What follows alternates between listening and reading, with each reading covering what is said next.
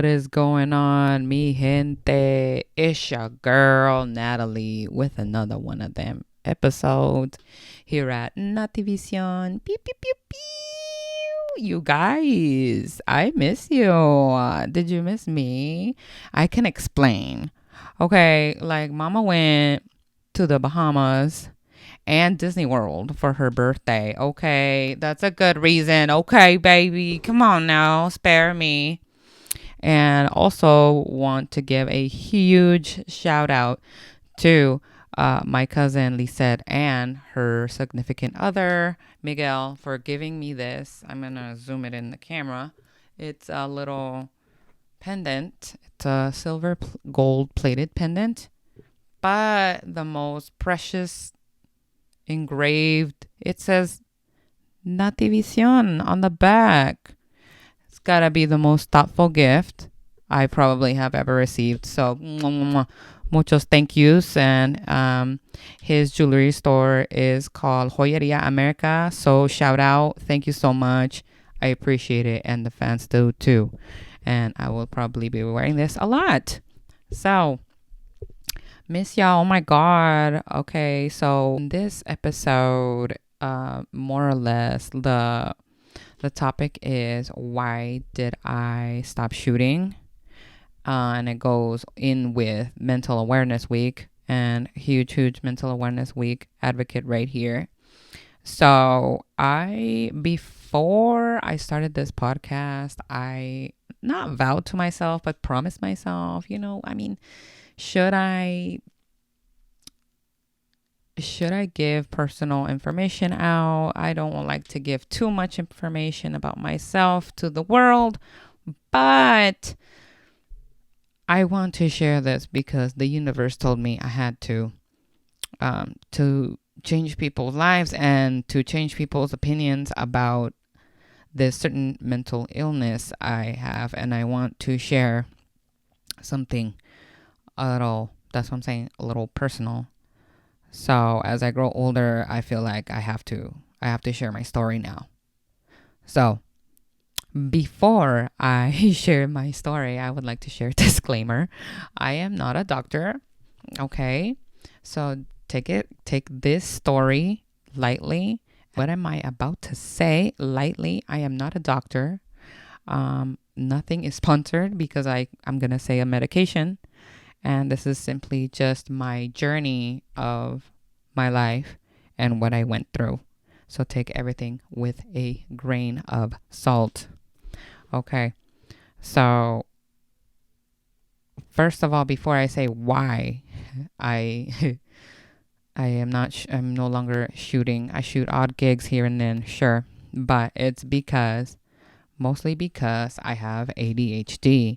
So I would like to explain what is ADHD because I feel like a lot of people get this mixed up and don't exactly know what it means, and that's okay. But it is more, and there's different scales of severeness of like how much you have it and how much it ruins your life. Not ruins, but definitely makes it very, very, very difficult to pass through life with this disorder. So what is ADHD? ADHD, what it stands for is attention deficit hyperactivity disorder, which means you're either inattentive slash hyperactive slash impulsive, or both, or some have one or the other. It is more common to be diagnosed as a man slash boy than a woman. A woman is more likely to be not diagnosed and is more likely to be diagnosed with depression before she gets diagnosed with ADHD. So a little something to think about. And that is why I got diagnosed very late in my life. I can go on this rabbit hole of why so late and that I finally figured out and officially got diagnosed at age 30. I am 33. So that was only 3 years ago. So that is my backstory before I tell you why I really stopped shooting.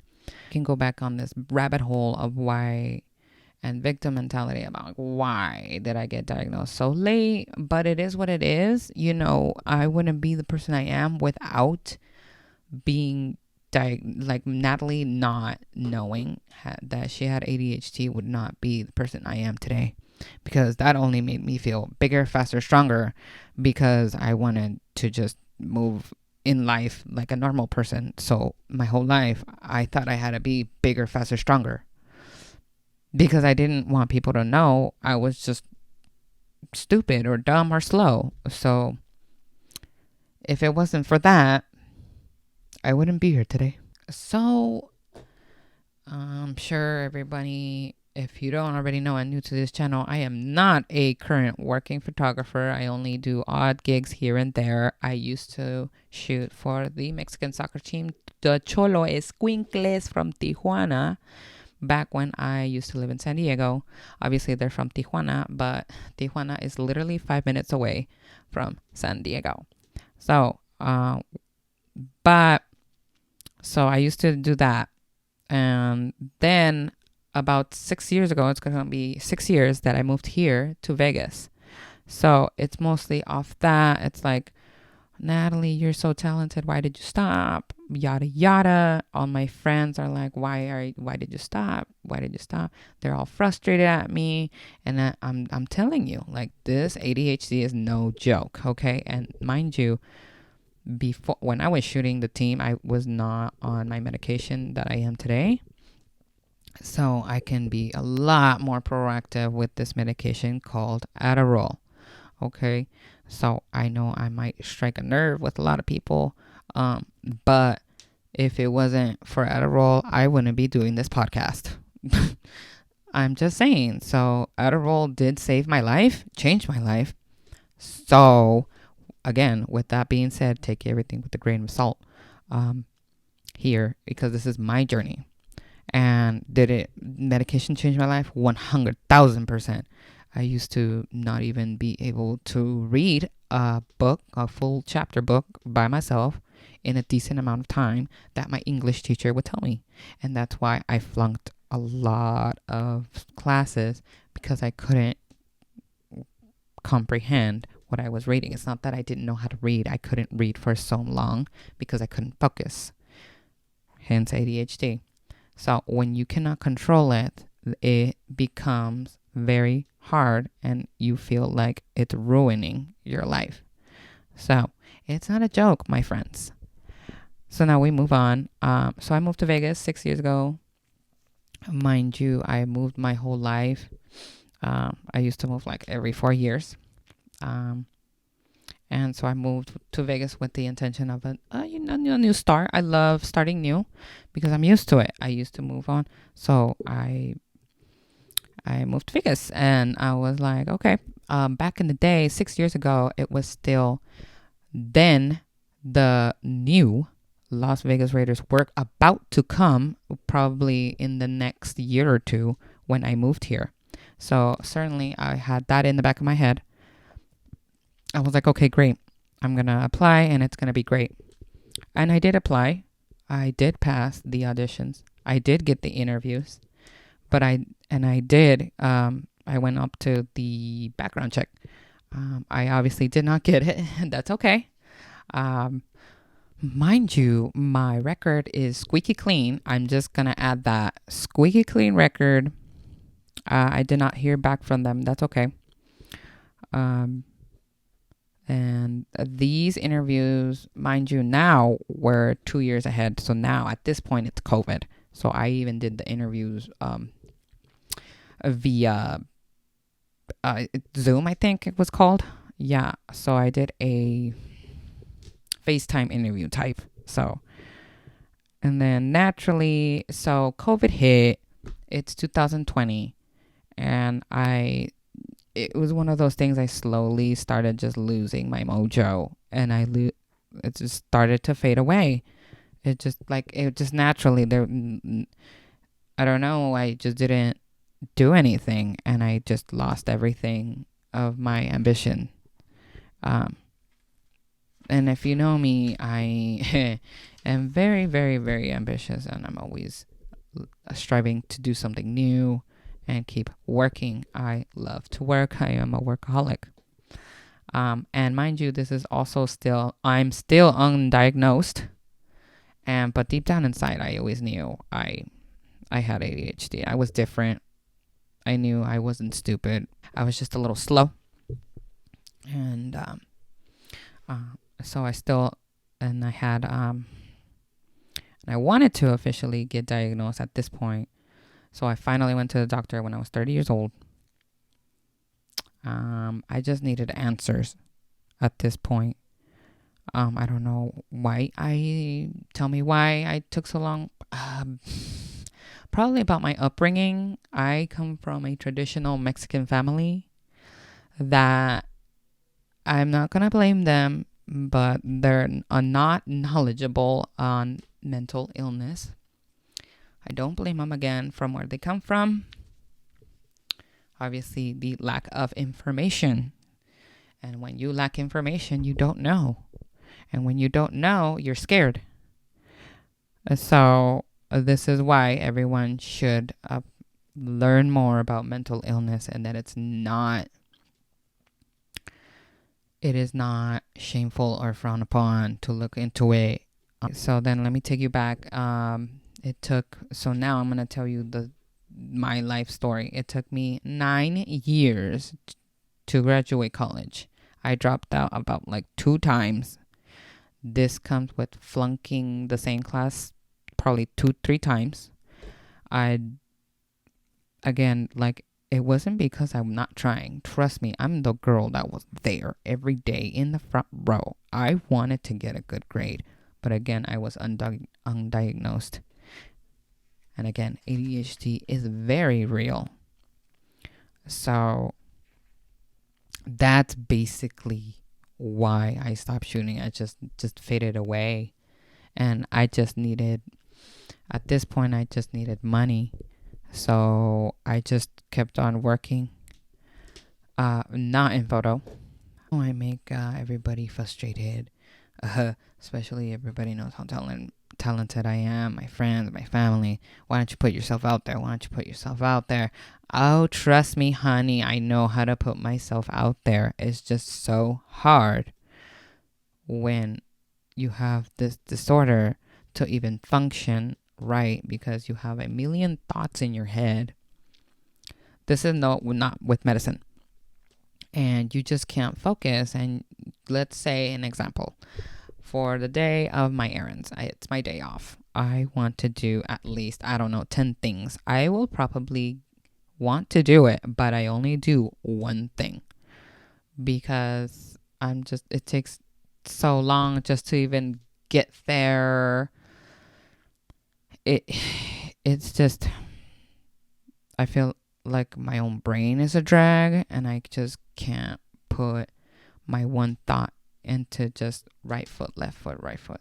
It's just so hard without Adderall. So now I'm going to go into Adderall. To each their own. I'm going to talk to the parents. If you are a parent or a guardian of some sort, when you think your child has maybe a mental issue, behavior, and they're not as a normal neurotic brain, do not ignore that. Also, and if your child tells you that they think they have something, I don't know, like me, I'm like, I took myself to the doctor because I knew I just needed the doctor to tell me what I think I had, which was true. So always trust your intuition. Everybody has one, and it's probably right, and you're probably right that you have it. If you're seeking out help, do not ignore your child. They just want answers. If I hadn't had an answer when I was 5 years old, that'd be cool. At least give me some answer that I deserve. You don't even have to give me medication, because I know the controversy on that For me, it changed my life. I can finally read a book. I think I read my first chapter book, when I was 30 years old. Mind you, I almost cried. Okay, that's a true story. Shit. um, yeah, because I always wanted to read. And yeah, the stupid Adderall gave me that privilege. So that's that's my journey. Uh, but to each their own. I'm not saying take your kid and put them on Adderall. To each their own. But if it depends, because there's different severities on ADHD. You can be a little bit. You can be mild. I think I'm medium mild too, because if you're all the way to the scale to 10, on a scale of 1 to 10, and you're a 10, your life is probably chaos. Kind of like my cousin. He is a 10 for sure, and I know it, and everybody knows it, but due to the lack of knowledge and his parents that never got it fixed, he never got an answer, and he's in and out of jail. He dropped out of high school because he's a 10. If he would have had Adderall, maybe his life would have been different. Let's just say that. So, ADHD is no joke. And it has no cure. That's just how you are. But there's pros and cons to having ADHD. A super pro, which I always like to flip into, I feel like it's my superpower. So I feel like I wouldn't be good at photo if I didn't have it. It's my natural impulse. That's why I live for the thrills of sports photo. And I'm so fast to capture that photo, whatever. I am so fast at thinking when I'm in the act in a game. Now everything slows down and I can see clearly because of my impulsivity and because of what I have. So when I'm shooting, it's a plus for me, a plus that a normal neurotic brain does not have.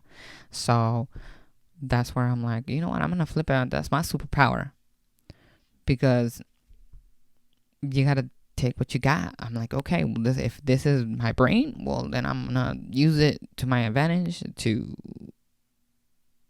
work on this and be better at this because I have this. So now I am talking to the people that think they have it, and maybe I'm gonna say plus 18 in your 20s. You're an adult and you think you have ADHD. Go and you want some help and you want answers. You take yourself to the doctor.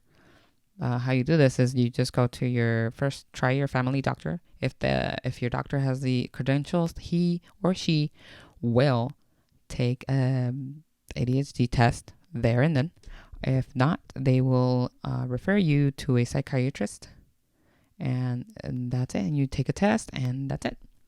And if, yeah, sure enough, then you can, depending on the severity of your disorder and or your life, if you tell them your life story, you're going to tell them you're going to talk a lot.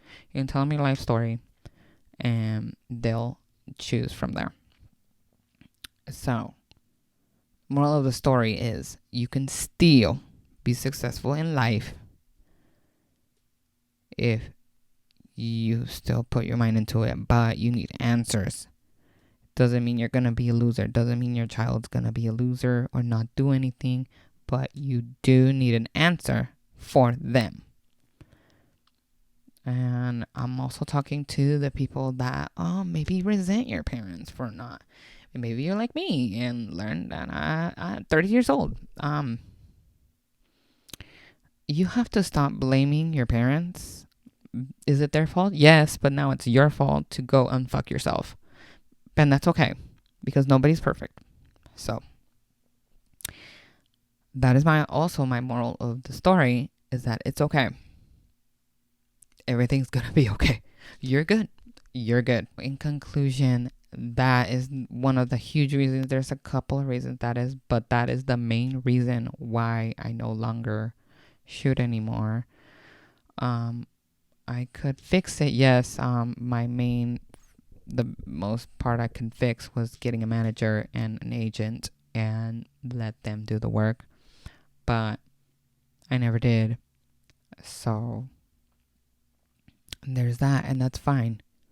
Because if I didn't quote unquote quit photo, I wouldn't be here right now talking to you fine people. All right. So just with that note, leave with that note. Take everything lightly, y'all. Okay. This was another one of them episodes. Okay, baby. Let me know what kind of topics you want me to share later on. Click like, click share, subscribe, share this video. It's your girl Nati out, baby. One love.